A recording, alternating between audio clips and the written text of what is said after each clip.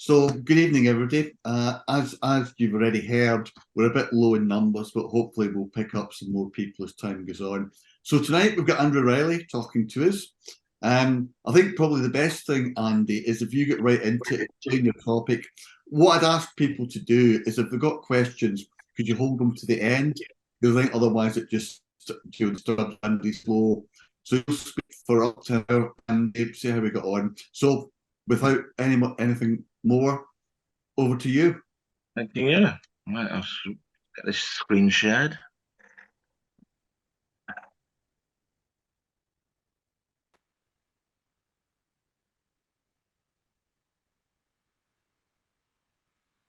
Right.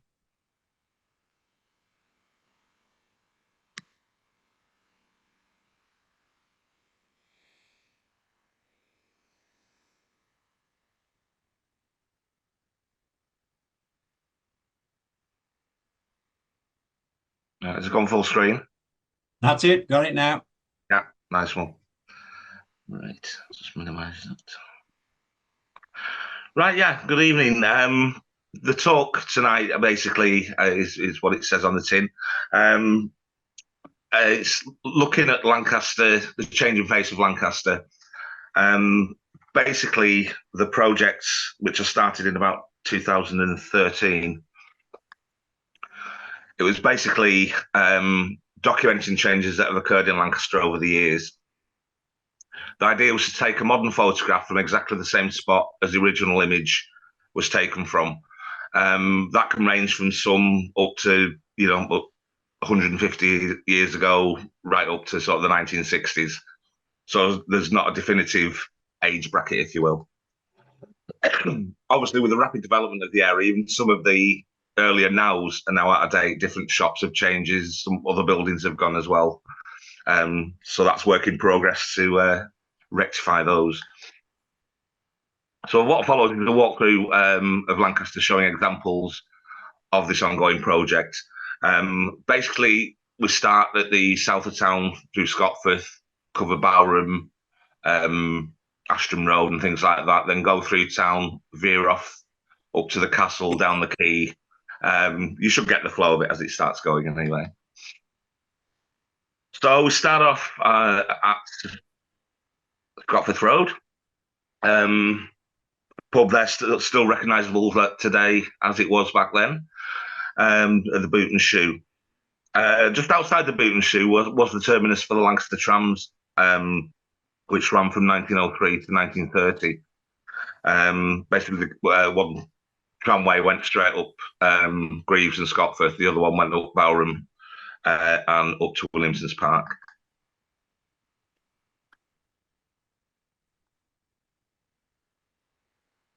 Why is that not working? I'm just having a frozen moment. You have to bear with me. There we go.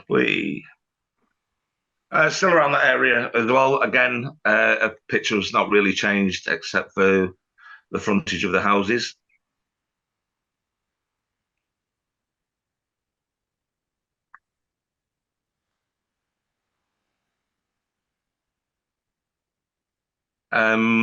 Here we see where Booze is now. Again, you can just see one of the trams and Haler Road just below. Again, like I was saying, the tram terminus was literally just across from the pub. And again, the site is still recognisable and familiar today as it was back then. Moving down onto Barton Road, just off Scotforth Road. That was an area called Moorside. There's very little of that left now. It's just a road down to a couple of private houses, but there's a little beck at the bottom of there. Anybody familiar with Barton Road playing fields will know of. Yeah, I know what it is. Moving a bit further along Scotforth, there's one taken in the 1950s, pre-motorway, as you can probably guess by the amount of traffic. It was quite interesting. I put this post originally up on Lancaster Past and Present, and people said when they were younger living up there, they actually, the holidaymakers used to throw coins out of the coaches for the kids or suites and stuff. And it's a bit weird that an old one's got more traffic on it than the modern one. It's getting in the whole car park. Yeah. Yeah, Moving a they bit further might down. have got it the wrong way around. Could I ask you to mute your microphones, please? Just to stop the distraction of, if you're commenting, you're actually coming through to me as well. That'd be great. Thanks. Move a bit further down Scotford Road. We've got where the post office is now. I think the only actual survivor is the post box and the lamp post. Throwfalls was quite a well-known bakery back in the day. Moving down to Greaves, here we have Bellevue Terrace, often referred to as the Monkey Rack. There's quite a lot of supposition as to why it was called the Monkey Rack, but from one that I have heard is that obviously ladies in their finery will promenade up and down the terrace, and I think some of the locals gave it the rather unfortunate name of the Monkey Rack, performing monkeys. Scooting back up to Williamson's Park, here we have a picture from 1940. Lancaster losing a greater percentage of its railings for the war effort to build Spitfires, or rather to have them shipped out to the North Sea and dumped. But it was a good PR exercise.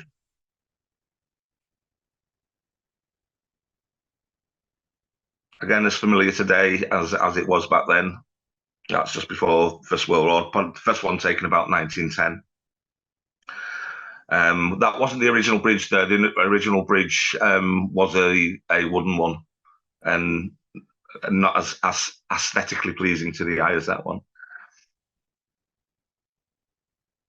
And my, how those trees have grown. Again, it's taken from exactly the same position, but whereas back in the day you would be able to see the memorial quite easily, now you can just see the top. Moving round from the park to Golgotha Village. Golgotha meaning the place of the skulls. There's supposition again as to how Golgotha got its names, whether it was somewhere where hangings have taken place, but that's meant to be a bit further down the hill. And if you can hear a noise, my dog's snoring. This one's quite an interesting one as well, looking back the other way down Golgotha. The fact that there used to be farm buildings on the road, which is now down to the auction mart. And obviously the road veered off a bit further back than it does now. Moving along to Colston Road. Again, the terrace, not changed particularly heavily, except for the vehicles.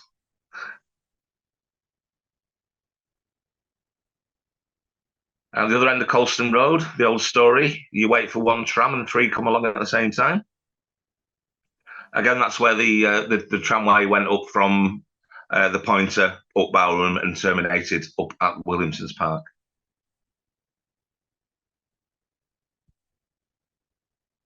Again, the shops on Bowerham Terrace, Bowerham Road. Again, the lower one was taken early on in the project, and all those shops have changed now. I think virtually all of them are either the spa or hair or nail salons. Moving slightly further down Bowerham to Bowerham Barracks. Obviously now the University of Cumbria. And within a couple of years, I'll probably have to redo that one as well, because the tower there, residential tower block there, is actually going to come down as part of the modernisation of the university.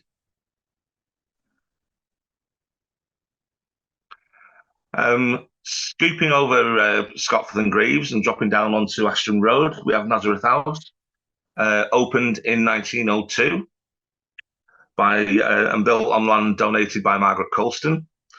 The original Nazareth House was in Dalton Square, on the corner of Robert Street, literally where the where the Remembrance Garden is now. But that was demolished to make way for the town hall and the area around it. Just round the corner from Nazareth House onto Ashton Road. Again, the houses instantly recognisable today.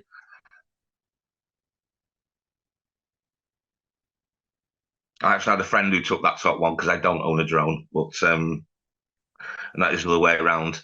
The bottom one is taken in 1870, I believe, from Ripley Hospitals or School, as it is now, Tower. What it is interesting to find, if you look on the bottom one, sort of the top left-hand corner and a bit down, there's the only known photograph of the railway sheds from the Preston to Carlisle, Preston to Lancaster Railway, the junction where the original Lancaster train station was, just by the RLI there.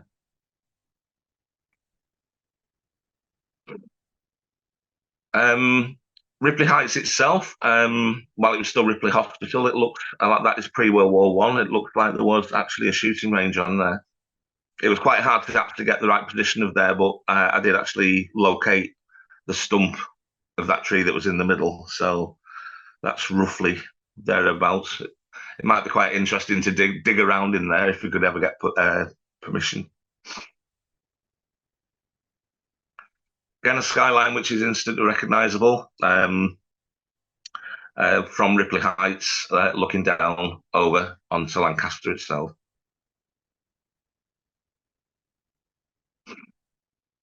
This Greaves Junction, this is where the original Lancaster's first railway station was. And it's the old building across from where the Unit 1 of the RLI is. Although it only lasted between 1840 to 1848, the actual tracks were in place well up until the mid to late 1960s, and was used as a goods delivery yard, and also used quite extensively during both World Wars, with it being such a long piece of sideline when they were moving stuff during the war. It was quite a handy place to have.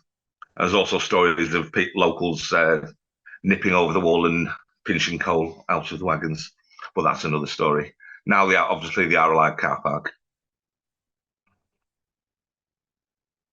This is quite an interesting one. It's still part of the line. If you look just behind the railway, that will be again where the car park is now.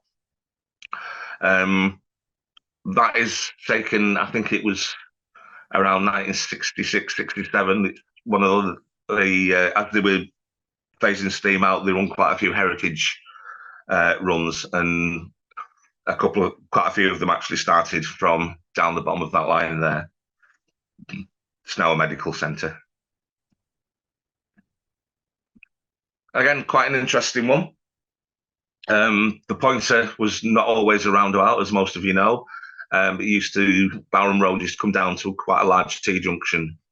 And right across from there was a row of houses, post office, and the Boundary Inn pub. Now, the Boundary Inn would be sat in the middle of the roundabout, which would make it quite tricky at closing time. Again, trams seem to crop up quite a lot on some of these older photographs. There's a tram just coming up South Road and passing what is the doctor's surgery there, on the other side.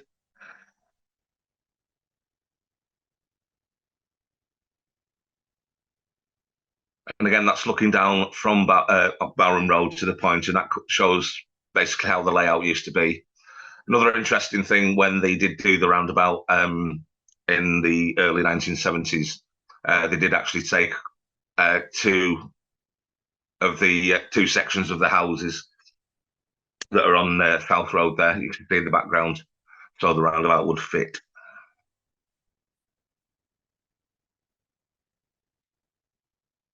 Again, looking from a slightly different angle, you can see there, if you count along the windows at the top, the two sections that they actually took out, which I think is wanton vandalism. Maybe they could have just moved the roundabout a little bit or made it a bit smaller, but hey ho. This top one's taken in 1902, where they're just laying the tram tracks for the tram system for Lancaster. Obviously, the bottom one, more modern times.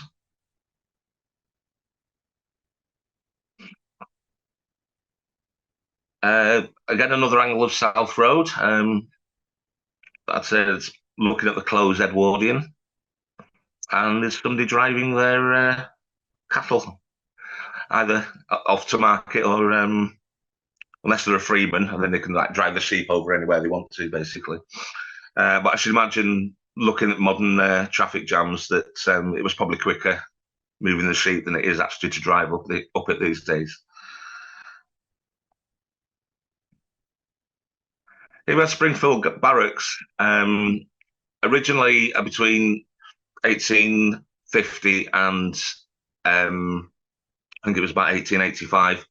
That was the barracks for the local regiment, first Lancaster Militia and later the King's Own. That ceased to be used as a barracks when Bowron Barracks opened in the late 1800s. Obviously then taken over by Stories. And that top one's one of the older photographs in existence around Lancaster. That was taken in 1858.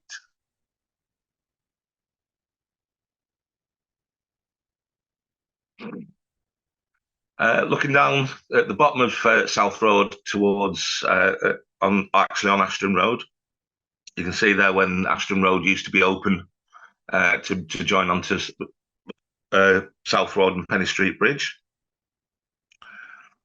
It's a bit embarrassing that the road back then is in a lot better condition than it is now.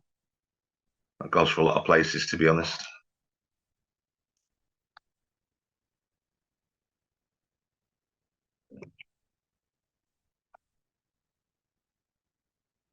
I'm just having a slight technical.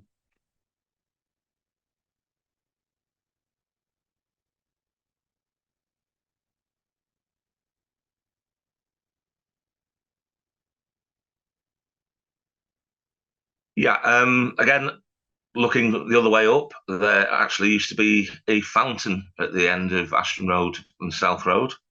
And again, we see one of the trams coming down towards the town centre.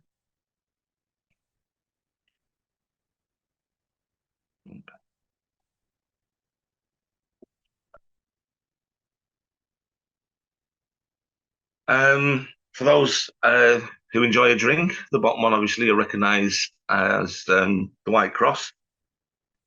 The actual building used to be part of the warehousing for Stories. You see what quite intensive work they actually did on that to convert it.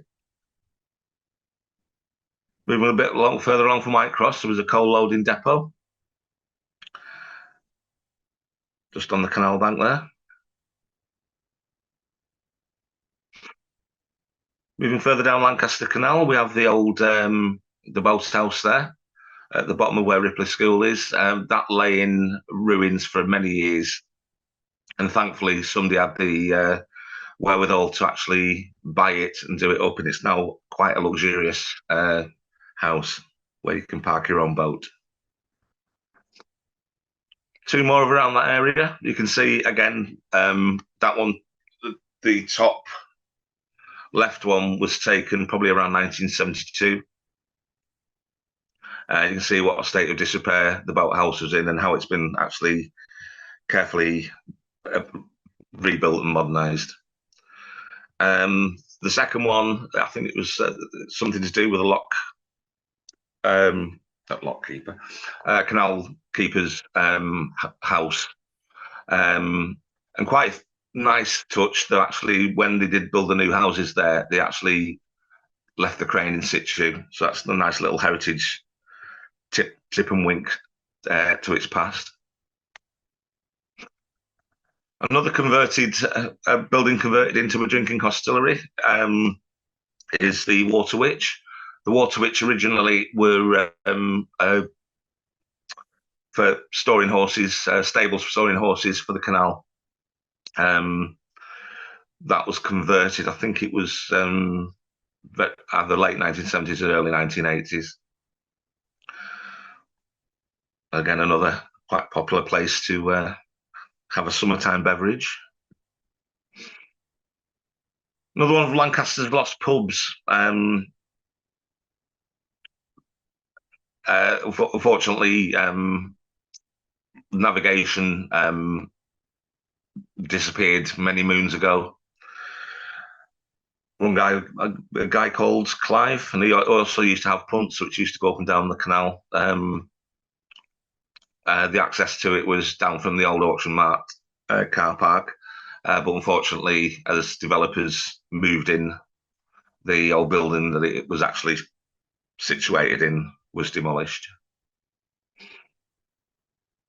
Move a bit further down to onto Old Cliff Road, where Aldi is now. I had done an older one of this when it was the DIY store, but obviously I had to redo that when it became Aldi.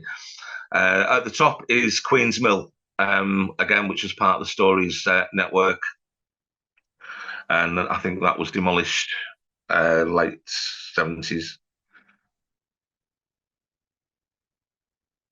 Also on Old Cliff Road, used to have Ernest Brown Coal Merchants.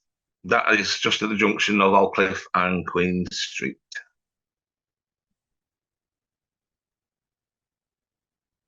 It's quite an interesting one to show how Old Cliff was. There was another pub, lost pub there, Spinner's Arms, and there was a row of quite substantial terraced houses to the right and businesses to the left.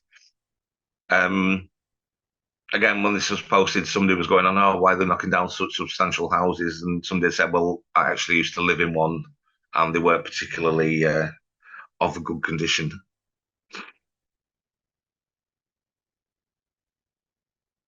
But similar take on that one, close to the Spinner's Arms and the over 55s residential block as is there now.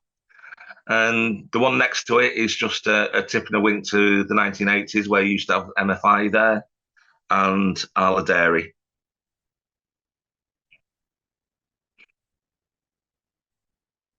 Coming over, looking over Penny Street Bridge, the top one is again an early photograph taken in 1858. And the building virtually centre is the old White Cross Hotel. Shut up. And that's my dog. Yeah, so instantly recognisable. The buildings to the entrance there, the Alexandra and the White Cross, were built between 1901 1902. And we all know what's going on with that building at the moment.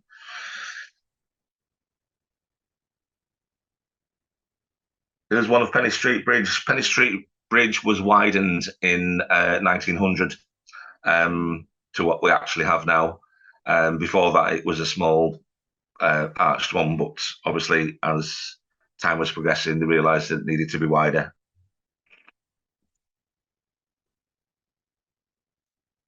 There's another shop. Nature taking over there. That's quite an interesting one. That's a Yates and Jackson's steam dray to deliver beer with. Imagine that chugging up your street to drop your beer off. You can just see that's just on the corner of where the Alexandra Hotel is in the old one.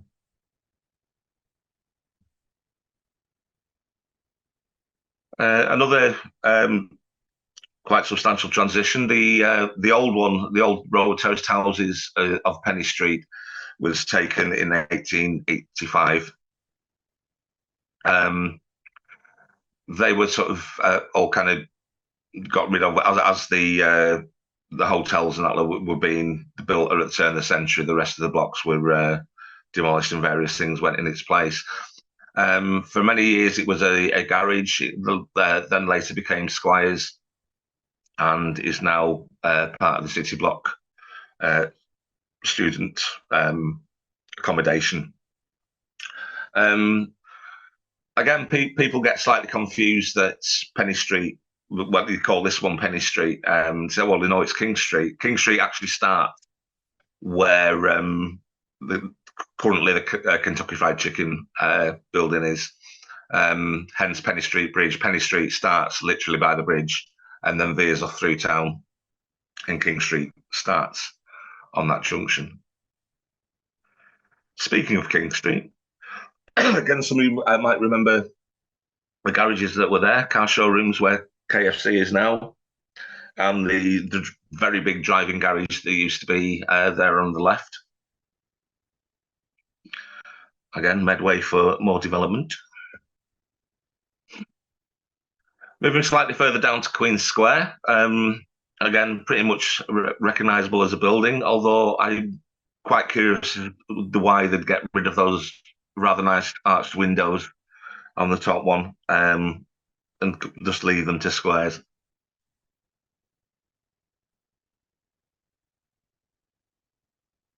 Again, where Kitchen Corner used to be on King Street, again, which is out of date because of that shop's now changed hands, as I mentioned earlier, but instantly recognisable from the carving just above the door there.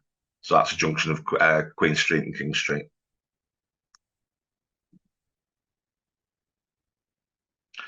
Here we have this one. King Street itself was widened in the late 1930s. Simply, as traffic was increasing, it was much too narrow, and there were actually buildings sticking quite far out to where, that's obviously where the car park is now, next to what was the Odeon Cinema. But you can see there how far it jutted out. You've got now the Tesco Express and the Travel Lodge. Yeah, they had to literally take that corner off. You can see how narrow with those houses there that King Street actually was. So that happened about 1938, I think it was. Middle Street, instantly recognisable today as it ever used to be.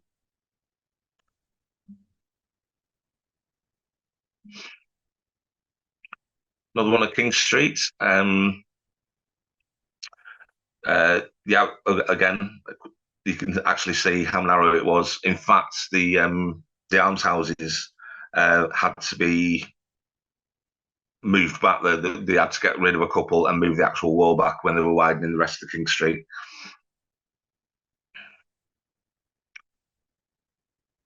There's Penny's Hospital, the almshouses.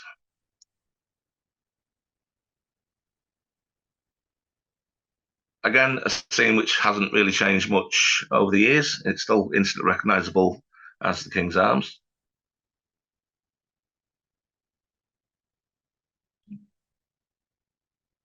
There's one on Market Street, or Upper Market Street, as it often gets referred to. Again, I think it was like a sort of reading rooms thing there originally in the old building. I think the new building where, if you remember, Wrigley's bookshop used to be. I think that's got a date stone of, I think it's 1939.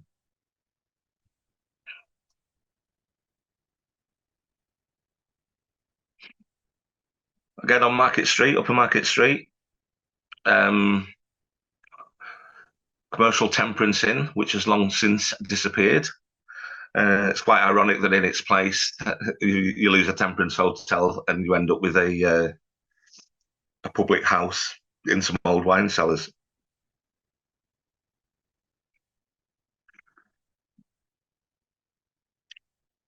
This one's of the Story Institute. Before the Story Institute was built, it was the Mechanics Institute, which is the first photograph there.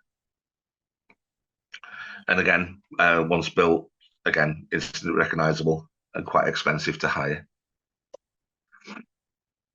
It's quite an interesting one. Fenton Street. There were some quite substantially good houses on Fenton Street, but as the telephone exchange and post office developed, unfortunately, those houses were lost.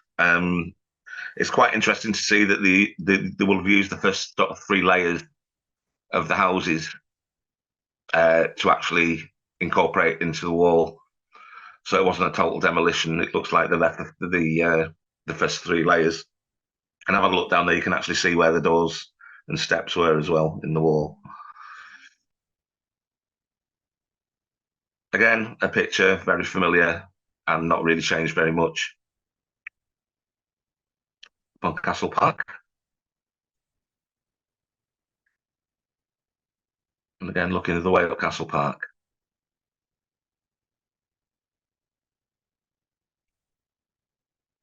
Moving slightly further along to St Mary's Parade, it's one Howard will probably like there.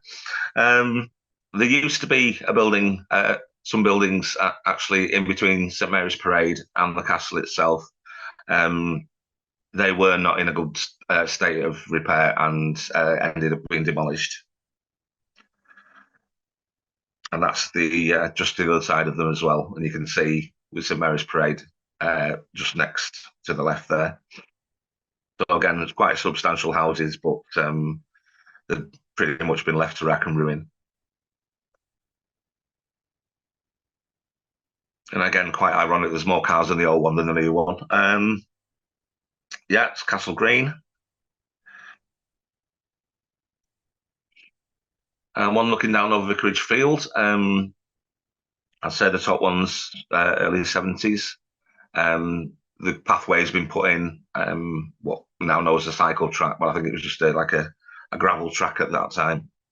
But again, sort of nature's done a good job of taking over the tree line there.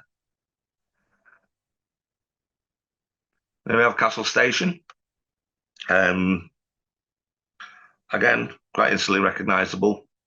The furthest track, the other side of the top one there, that was removed when the line was closed for the electrification, the electric trains, which used to go to Green Air. Again, some more of Castle Station. Quite interesting to see that on the top one, the canopy runs actually under the bridge and over to the other side, and at some stage have actually taken that off and moved it. Again, from the same vantage point. Now, here's an interesting one. China Street, or as it was formerly known, China Lane. China Lane was only 8 feet wide. Demolition to widen it to China Street started in 1895.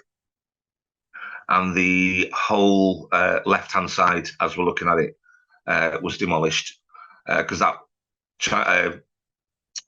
China Lane and Bridge Road, which followed it, past the Judges' Lodgings, was the main thoroughfare through town, and obviously, you went down there one car at a time. It was getting a bit silly, so the decision was made to widen it to China Street, and that took place from 1895, 1896 onwards.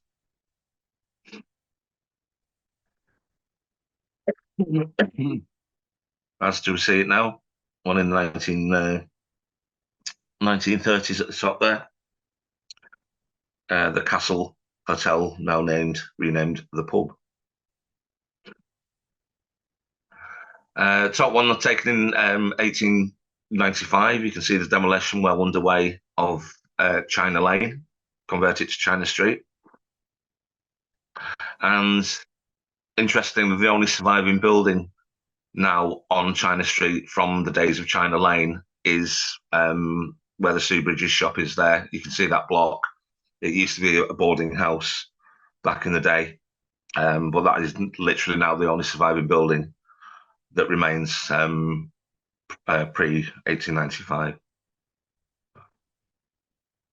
One other did remain, which was next to the pub or the Castle Hotel, but somewhere along the lines, it got demolished without planning permission. It's got some very familiar ring to it, especially these days. There's an interesting one taken about 1938.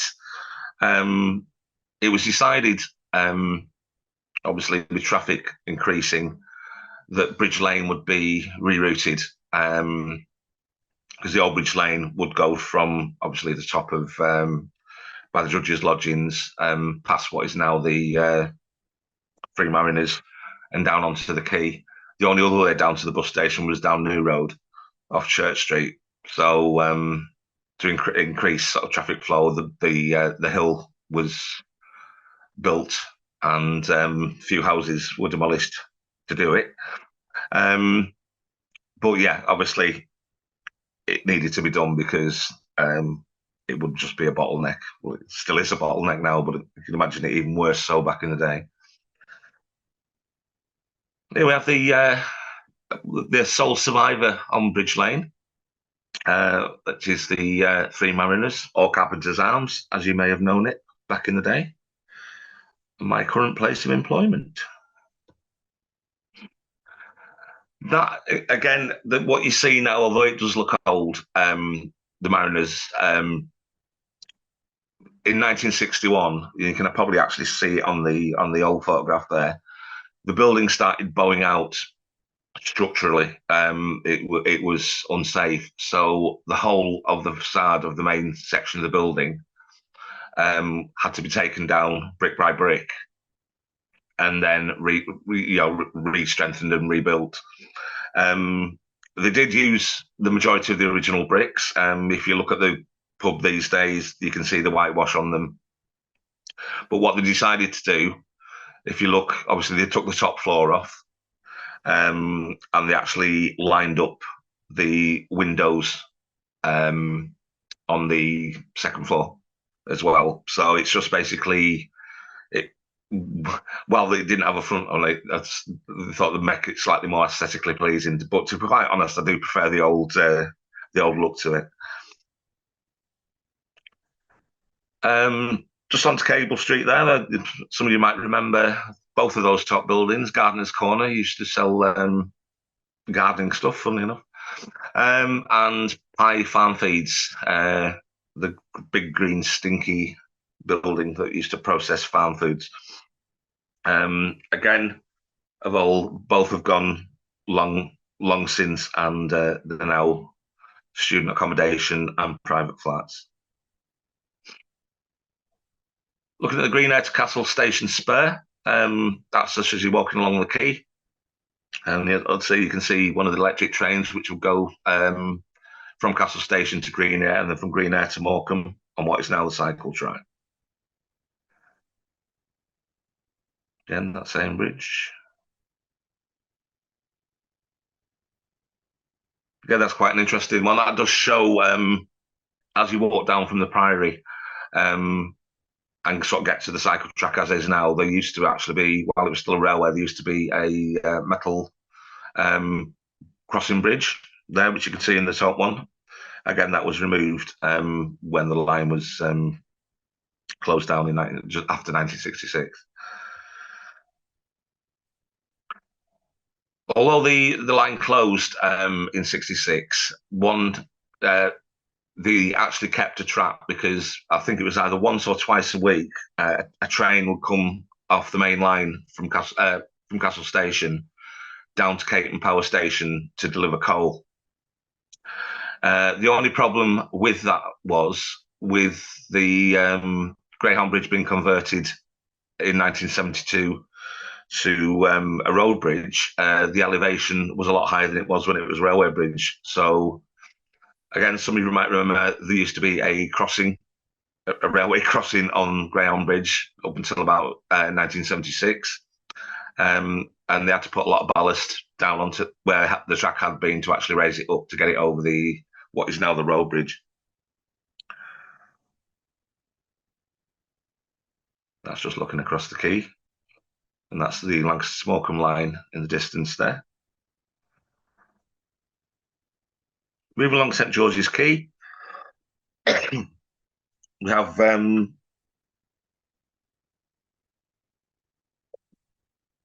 excuse me. We have one of the three pubs in Lancaster that was called the Blue Anchor. This one was on the quay. It it had to close down. It was cleared quite a few years ago, but it had to close down and be demolished because the building that was attached to the back of it actually collapsed on itself. Here's the back of Ash Street, near Water Street, on the back of the quay. You might recognise those steps as the steps that lead you up to Vicarage Terrace. And funnily enough, if behind where the stairs are now, if you look in the wall, you can actually see the fireplaces from all those houses that were there, still in the wall, or the footprint of them. Glenmore St George's Quay, when it was before the flood defences went in, it was tree-lined, a tree-lined walk.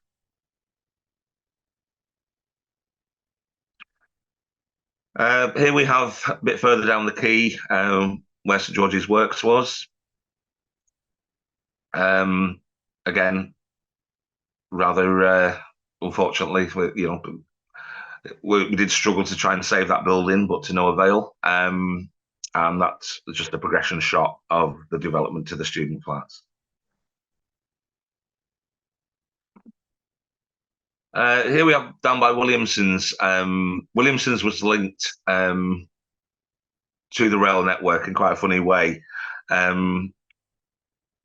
If you look at the top one on the right, the train at the top there is actually on the Glaston Dock line, but a bit further down there, the line actually dropped, and you could actually connect it to the to Williamson's. The railway actually also came out onto the quay and stopped at Carlisle Bridge. This was mainly for taking deliveries from boats, and obviously once the deliveries by boats declined and also the railways declined, then there was no need for it. The one on the top left are two trains, a train being shunted down to be scrapped further on down the quay. And again, something getting delivered either into or out of Williamson's. Here's a place a lot of us will remember freezing our parts off, waiting for buses back in the day. So the new bus station below it, the old bus station was built about 1938, around about the time they were building the roadway, the rerouted bridge line. Moving on to Damside Street, another very old photograph, and again the shop at the which is below it has I think it's changed hands twice since I took that photograph. That's one of the ones from a few years ago. Again, that's how busy the Damside area used to be. A great network of shops and a little rabbit warren basically, and that was all cleared off to build the bus station. So you might remember the Guardian office and the Tivoli Cafe. Many a sobering bacon sandwich I did there over the years. Again, reduced to local car parks, as many places have been. It's sort of a progression of Damside Street. Here you've got the one at the by itself on the left-hand side is from the 1920s. The middle one is from the 1930s, and it looks like it's the start of the bus station, so it's probably mid-30s there. And then obviously today's comparison. Get another shot of Damside Street with the Guardian offices and the Tivoli Cafe. And oh look, more student accommodation. Again, on part of Damside Street, we just mentioned it earlier, the Pie Farm Feeds building, just at the entrance of where Three Mariners stroke Carpenter's Arms is. Looking out Cable Street, that's how it used to be before the railway was diverted to what we know now. So literally, you couldn't drive down there. You had to come down New Road off Church Street, or you had to go down Bridge Lane, which you could actually turn onto Damside Street partway down there, or it would go carry on straight down to the quay itself. Again, from a slightly different angle.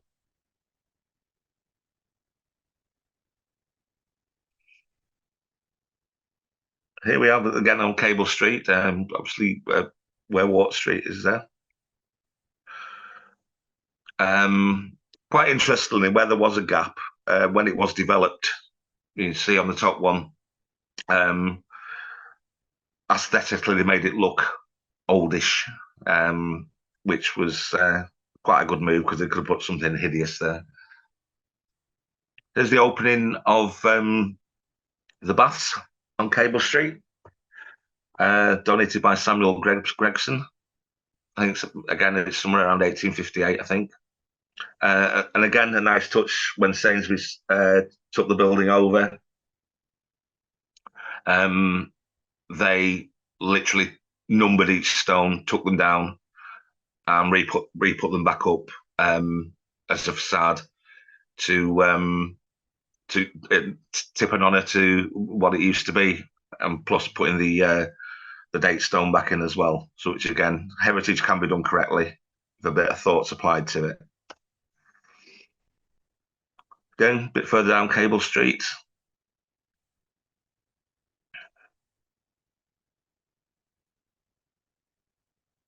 And it's looking the other way. Again, there was another row of houses there prior to Sainsbury's acquiring the land.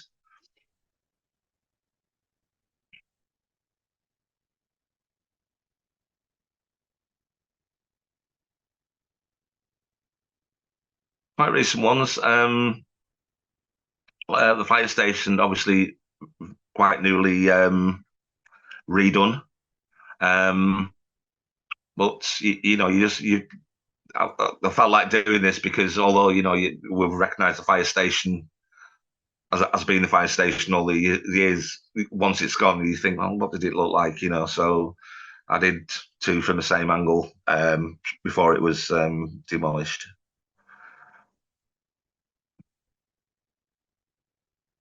Here we have Cuthbert's Corner, not an official name, but the corner of North Road and Cable Street was occupied by Cuthbert's chemists. So it just locally became known by the residents as Cuthbert's Corner. Again, now a car park. And again, those houses do look pretty substantial. That's another shot of it, and there's a slightly different angle. Moving around onto Bulk Road. In the background there on the top one, you can see the old shoe factory. Again, that land remained derelict for a lot of years, and eventually we acquired Caton Court, student accommodation. It's funny to think there used to be 3 petrol stations in a space of about 50 yards of each other. That one belonging to Pye Motors there, which is literally right on the corner of Bulk Road and Parliament Street. Speaking of which, old shot of Parliament Street, you can see there the if you've ever wondered what that half building is with a tree growing out of it, it used to be the Mechanics' Arms, but obviously not for a long while. And again, another Art Deco loss to the town. The old Pye Motors building on Parliament Street there. Quite iconic building, but again, we now have a concrete wall. Looking again down from a slightly different angle, see Midland Garage there as well. And a slightly wider angle of that shot with the entrance on the left to Green Air Station. There's a shot of one of Donald Campbell's Bluebirds, taken probably about 1958-59 on one of his return journeys from the Lake District. Yeah, Farm Foods, for those that didn't know, used to be a cinema called the Kingsway Picture House. I think it showed its last film in about 1932, so I doubt anybody watching this will remember it.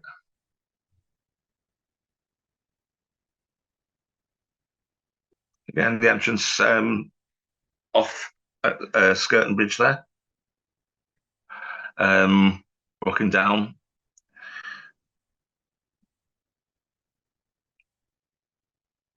Again, the building which Farm Foods is in was repurposed a few times. It was a Fiat garage. I think it later became a Comet electrical store as well. And again, obviously motorway days, people trundling off to Morecambe in the Lake District via the A6. Top one, quite a poignant one. That's the mobilisation of the 5th Battalion of the King's Own's in 1914, walking down Caton Road.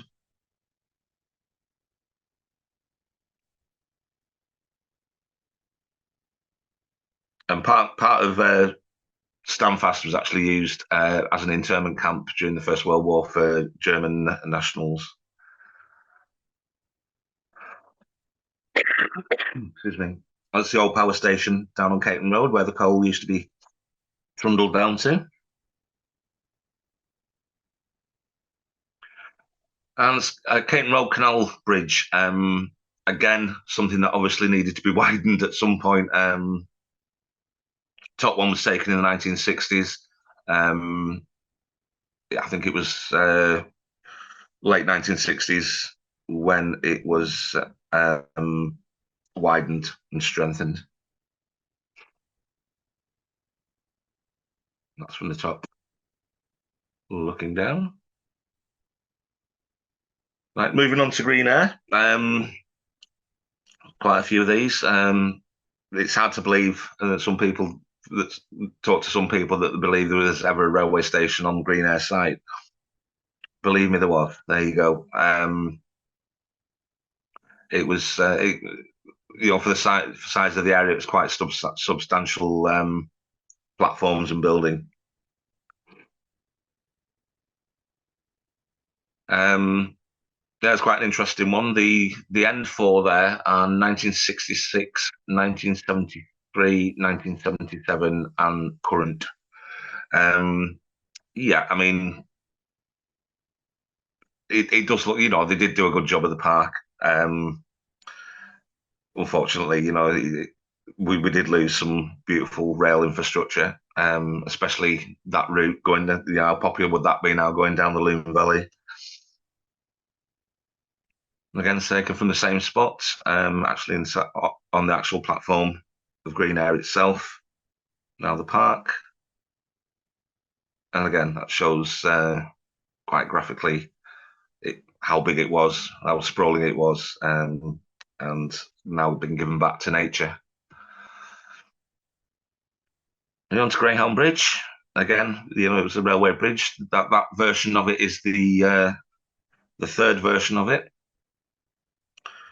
First one built in 1848, second one built in 1866, and the current one that we have now was built in 1911, 1912.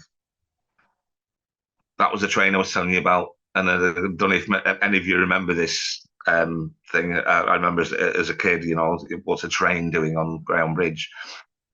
Well, they always used to go, but obviously not cross it, so... But that, I think the coal delivery stopped, I think it was 1976. So when Greyhound Bridge opened in 1972, it was operational for 4 years before they stopped the trains. Again, that's shortly after the lines were taken up, and the same shot today. Again, the top one taken probably late 20s, early 30s. It's no older than 1938 because there's if you look down to where Cable Street is there is no bus station.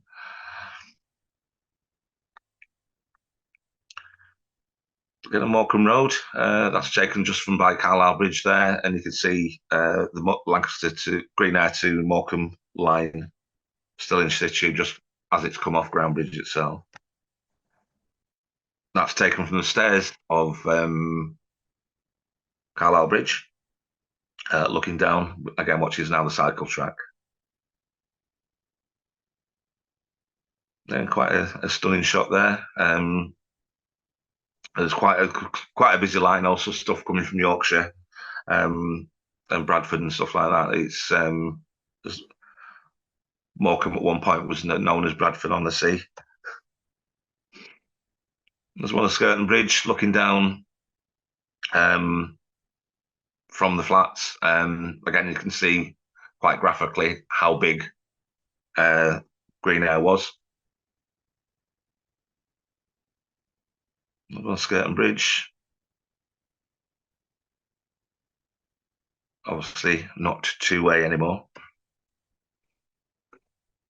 There's some swings just by Skirton Bridge. Nothing but a tree there now. Now, the ramparts at Skirton, obviously a lot of clearance went on over Skirton over the years. It was quite a bustly place. It was basically a village in its own right. But as you can see there, it gradually got whittled away to what we see today. And if things go according to plan, it'll change again reasonably soon. Now we have the old Skirton Hotel there, another lost pub, now sells fireplaces. And the old Ribble bus depot, which was just off Owen Road there, at the end of Morecambe Road.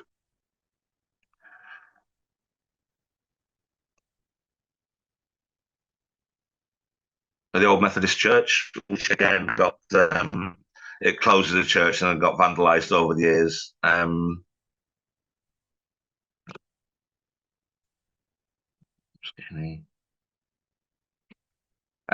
Yeah, it got vandalised and damaged over the years, so eventually was demolished.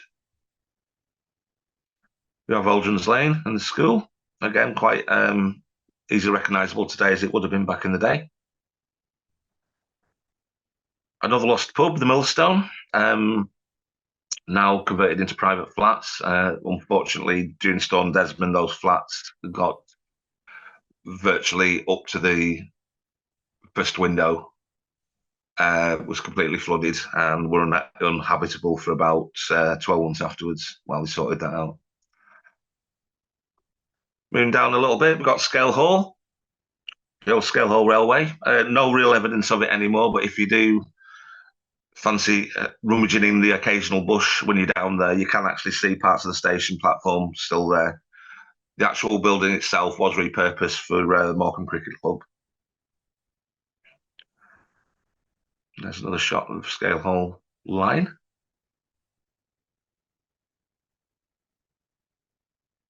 There's one of Gladstone Terrace. Again, it looks in a lot better condition then than it is now. There's a National Boys School in the background there on the first one as well. Again on Bulk Road, the old K Shoe Factory. Now, obviously, part of the student flat blocks. Another one looking up.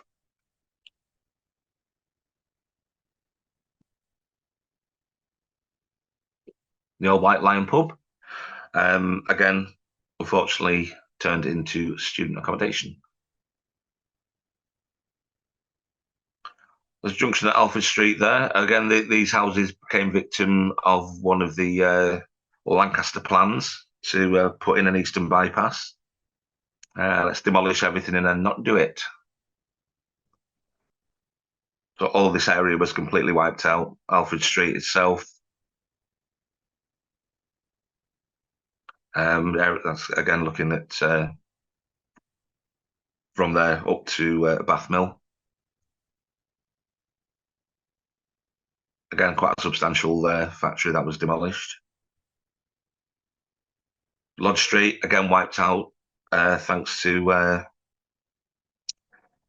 compulsory purchase and mismanagement and whatever. Brewery Lane. There's no real houses on there now, just a couple of units. And probably probably one of the saddest ones of all is Edward Street, a completely long row of decent terrace houses. All the area of there was completely wiped due to them going to put a road there that never happened. Moving on to St Leonard's Gate. Again, I'll have to change that now because the pub at the end obviously got burnt down and demolished.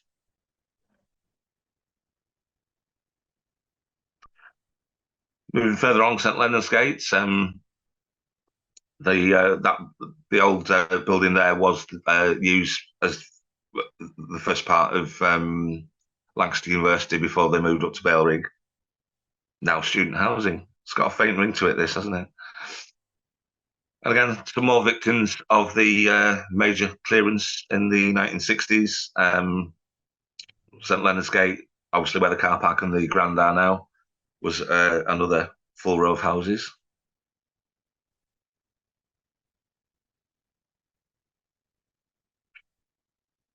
Here we've got the Grand. And again, the building there, thankfully on the positive side, has just been done up. And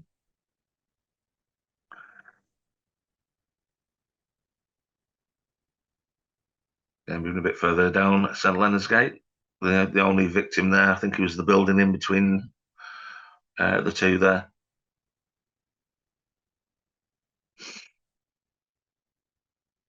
That's towards the end of St Leonard's Gate, next to the church, which again apparently is up for sale again.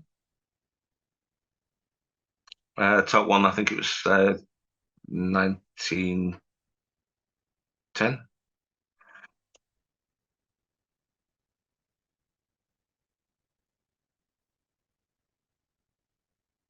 That's Phoenix Street, again, still from the film of the mobilisation of the 5th Battalion, 1914. Moving along North Road, just outside the Wayne and Gillows building. Part of North Road, which was cleared out. But again, people with fond memories of Macari's Cafe, which used to be there.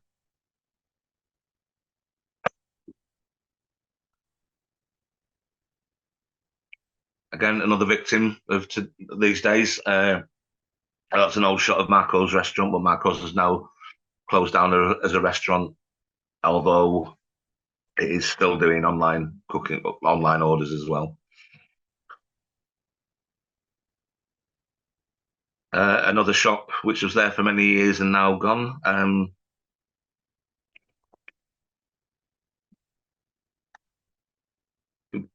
The old Lyle 2 shop. You could basically get anything you wanted from there. Moving around onto Rosemary Lane. And Fry Street. That would be round about the back of where Buck Ruxton's place was. Moving on to Chapel Street. The building there was a coach depot for quite a while, but before that it was the terminus for the horse-drawn trams, which used to go from Lancaster to Morecambe. So they weren't electrified. It was purely done by horses. There was tram lines up, horse tram lines over Skirton Bridge at one point. Chapel Street, again, instantly recognisable. Just outside the Bobbin. Originally known as the Midland, but then that changed its name to the Priory. Now the Bobbin. I'm going up Great John Street. Again, the large building on the right on the top is at the end of St Nicholas Street. That's looking down Great John Street. Again, all those buildings lost when St Nicholas Shopping Centre was built, which commenced in, I think, the late 1960s. Moor Lane, again, virtually kept the building okay there. Another lost pub, now just residential housing on Moor Lane. Lost a big chunk of factory on that one. There is some work going on. The bit that's set back from that at the moment, but they seem to have been working on it for about 2 years and not got very far with it. There's Stonewell. Again, looking across from the first one, is again a shot of the end of St Nicholas Street. Moving on to Dalton Square. Another picture house, which is long gone. And there was another picture house in the corner there too, Palladium.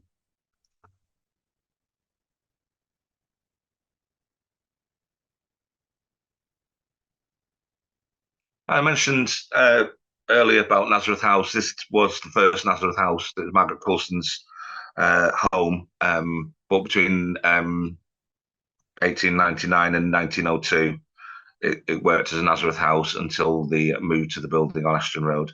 And you can see position-wise where it is now. It's just where the Remembrance Garden is. On the back there, Bulk Street. Some you might remember where the flats are now. There used to be a garage tucked in the corner there. That's one taken from the top of the, not great quality, but one taken from the top of the cathedral. And that's pre-Moorlands days, so it's before the turn of the century. Moving on to Thurnham Street, you can date this one at about 1908, as they're still in the process of building the town hall. There are no windows in as yet. It's around on the end of George Street. That's again where the courtroom is now.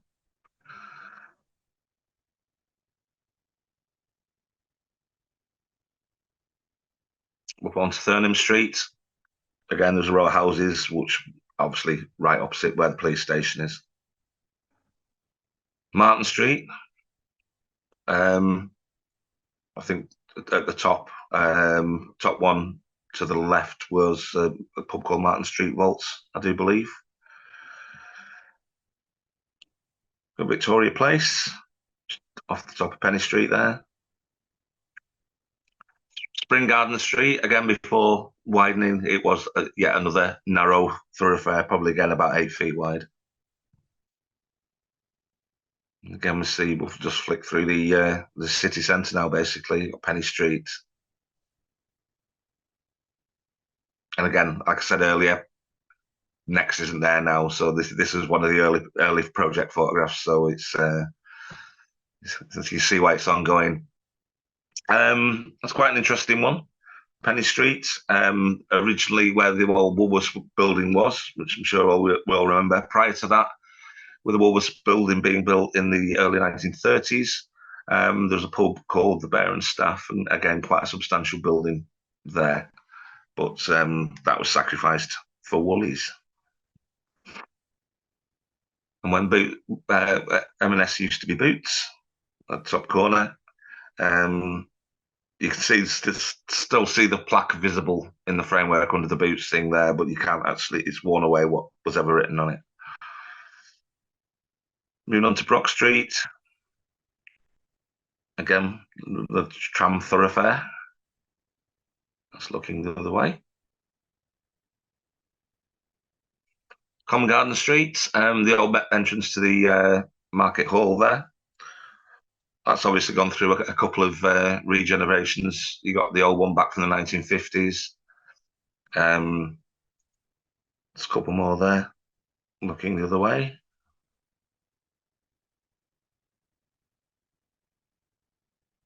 And obviously, we've got the brutalist East German look of the DHS buildings, and I think DSS buildings, which were built in the late 60s, early 70s. Again, that's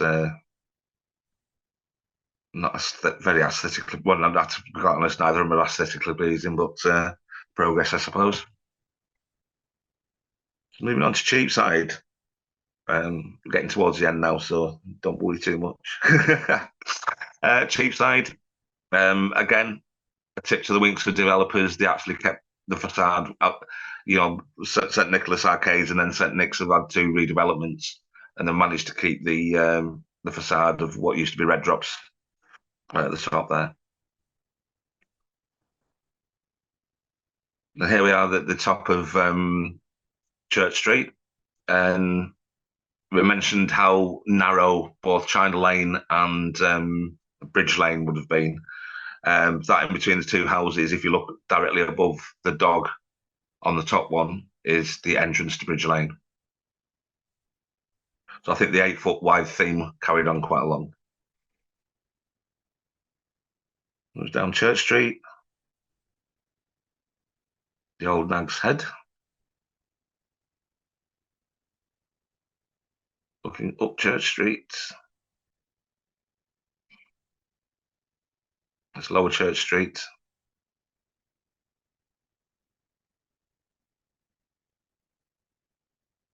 Apparently there was a cinema halfway up Lower Church Street called the Rex or the Picturedrome, but I think locals refer to it as the Bug Hut, because you went in there, if you weren't scratching when you went in there, you were when you came out. A quick whiz around Market Street. Again, parts of it still recognisable, parts of it not.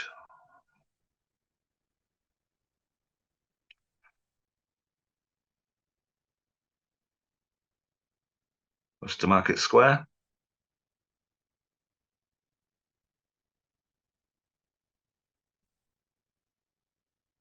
Against St Nicholas Arcades. So Simon's Arcade, even, not St Nicholas.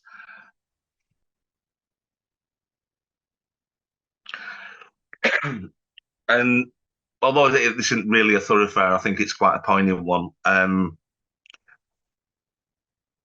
Obviously, Marketgate as it is now going into the shopping centre, but the one on the left was right in the middle of the devastating fire of the market in 1984, and I just think it's quite a poignant one to end with. Thank you very much. Well, Andy, that was absolutely fantastic. And as the slide says, has anyone got any questions for Andy? So any questions? I'll make a comment, Andy. I was quite interested when you were showing the photographs of St Leonard's Gate, and you were bemoaning the loss of the housing to make way for the car parking. And now we've got a controversy going on because the council want to get. We could take the car parking to put houses on. Yeah, you couldn't make it up, really, could you? To be honest.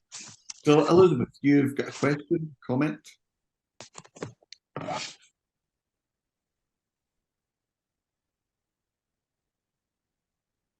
Elizabeth, do you want to come in? I was very interested, Andrew, in the picture of Golgotha Village when you're looking down and there's a farm. Yeah. Because I interviewed the daughter of one of the original washerwomen in Golgotha Village, and all the wash houses were behind a sillar. Right. And I'm sure she said that they dried the washing down on what was that farm, but I mean, she gave me the impression there was a field there. So yeah, I've never seen any photographs. Sort of those are the 2 old ones of Golgotha that are kind of doing the rounds, if you will. But I've never seen any of the other side. So whether I don't know if it was just a plain field or terraced or whatever, I mean, obviously, there's the old film of the old auction mart that's on my YouTube channel, that shows that being developed, where the auction mart is, behind Golgotha. And it just seemed to be open fields at the time. Wow. So whether they've sort of terraced it a little bit over the years and stuff. But yeah, it's quite interesting to see that there's like, where you just don't give it a second thought and the road just drops down towards Lancaster Leisure Park, and that you just think there was actually a farm stuck in the middle of it, so. Yeah. Any other questions for Andy? Hey, Judith first. Yeah, I just wanted to say I thought it was fantastic. I mean, I've seen some of them before, and others I was just like, oh wow, that's amazing. I was interested in the picture of the quay with all the trees, and it's something that I'm a bit passionate about, trees in general. And I just wondered why they would remove them, because I've seen that where I live here in Morecambe in the 60s, there were lots of trees on my road, and now there aren't as many. And I just wondered, why did that happen? I think it was a combination of, obviously, possibility of root damage to the walls of the quay itself, but also when they completely redid the flood defences on the quay, it just wasn't feasible to have them there, because they actually put the barriers up and stuff like that, and to try and keep the water at bay, because it was prone to flooding at high tides. The original quay. Yeah, David, and you're on mute, David. Yeah, I think Howard would got his hand up first. Didn't spot Howard. Take Howard first then. Okay, yeah. When Andy talked about the punts on the canal, I can remember hiring a punt there, and I can remember punting down as far as the aqueduct. That was in 1972. I think it was called Clive Bennison, as I remember, the guy that owned it. Then the pub had a big parrot in a cage in the middle of the pub. Things you remember. The pub. I can't remember the pub, but I do. I can't, yeah. Okay, David, do you want to come in? Yeah, the one that intrigues me, I've seen a couple of pictures of it, and you showed one there, but I've never known anything about it. Was it on Penny Street, the Castle Gate Bridge, that lovely entrance fortification, looks like York, across the road there? Yeah, they were temporary. I've actually got an album on past and present with quite a few of them. There were celebration arches for, like, if they were naming a new high sheriff or something like that, they'd actually build these makeshift things. There's some by the story. There was some by the story. There was some. They did one on the end of Skirton Bridge once. There was Market Street ones. There was one on Penny Street, like Penny Street, which was one that's shown on there. So, but they were literally canvas and wood. They were literally up 1 minute and then down the next. So it was just literally for probably a week celebration or something like that, and then they'd disappear again. I didn't realise that. I saw it because I'd seen ones by the story. Yeah. And then I suddenly saw the one on Penny Street, and I thought, hang on, is my memory going completely here? I'm in the wrong place, So if you go on past and present and actually type in celebration arches, it'll bring the album up that's got all of them on. Okay. Anyone else got a question? Martin? Going back to the punts, they were originally in what is now the Waterwich, and I can remember must have been the mid-70s thereabouts, hiring the punts from there, and I again can't remember the name of the chap, but there was then a fire in what's now the Waterwich. The punts were all burned and they disappeared for several years, and then reappeared again on the opposite side of the canal. I don't know if anybody else remembers them. I remember when Clankers, it was sort of late 70s, early 80s when Clive had the navigation pub and the punts, but I don't remember them being in because I mean, there were just empty stables back then. The Water Witch, as I said, there's just the picture of it. It was just an unused thing. So why not store punts in them? Needs must. Anyone else? Pam? Yeah, Andy, it's something that I've often wondered about high streets. Most high streets are in the centre of towns, aren't they? And our high street seems to be a bit set back. I'm just wondering if you know why that is. It because it's high. It seems to be higher up than the rest of town, just slightly, doesn't it? I don't know. Yeah, like you say, you go in any sort of town or city, and your high street's the one that's got all the shops on it and stuff like that. But no, I've never actually thought about that, but might have time to do a bit of research. It just seems a bit odd, doesn't lo it? and behold, there is a guide, the Lancaster Civic Vision guide to one of the shortest high streets in the UK, which is in Lancaster. I missed that one. Yeah. I will send you a copy of it. Thank you, David. Yeah, cheers. Thank you. There you go. Right. Thank Any other questions for Andy? No. Well, can I just, on behalf of the group, Andy, thank you, not just for tonight, but for your diligent efforts over the years capturing all these images, because it really is fantastic. And David, this has been recorded. So, I mean, this will be on our website. And I think it'd be worthwhile just trying to give a bit of publicity for it, because those that weren't able to get here tonight absolutely missed a treat, because I really think that was fantastic. Yeah, it's really good. I'll put it on the website, but I'll also circulate it to all the members that didn't attend. Yeah, no, that'd be good, David, because I said there's really some fascinating stuff there. Yeah. So well done, Andy, for everything you've done. Thank you very much. Thank you. So thank you all for coming along this evening, and we'll see you at our next one, Pam. The next one will be January.